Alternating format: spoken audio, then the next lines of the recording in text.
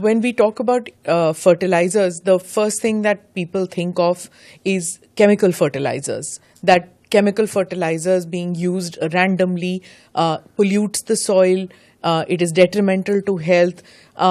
And chemical fertilizers have been used around the world. India has been using it for 60, 65 years to enhance crop production.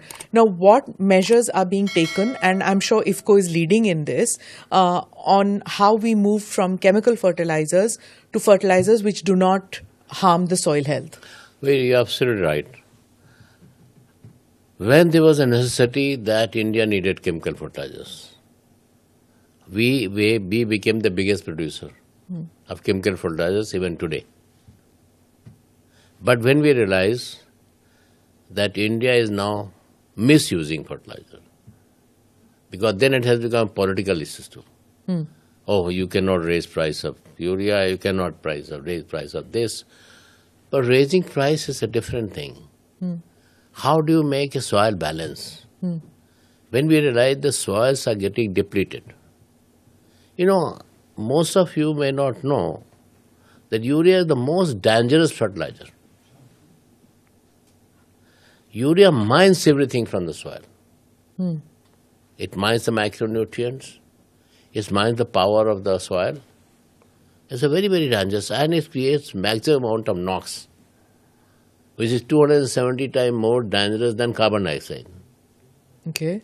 So when we realized about 14 years back that we are getting into a situation where government is not able to change the system of providing chemical fertilizer in the manner that it should create a balance in fertilizer. But before that, let me get to this. Weren't we importing urea? Yeah, United States is importing urea. I'm coming on that. Okay. I'm just trying to tell you history-wise. Okay. So IFFCO started the program of Save the Soil campaign. In non-Hindi speaking areas and Hindi speaking area, Bhoom Bachao Abhiyan. Ji. We started the program of educating farmers that you are unnecessarily using these fertilizers and you are destroying your soil. Because every year you are only increasing the use of chemical fertilizer. So basically you are creating out of chemicals the and while for decades the message was that use fertilizers, now it was that don't randomly use. No, I'm telling you that we started doing is that not only randomly use it only what is needed. And what is needed is that you must provide carbon to the soil through your own crop manure. You can produce your own manure. Use that manure to have the carbon. Okay. You have lost the germs into the soil, so provide those microorganisms for rejuvenation of the soil. And provide the green manure.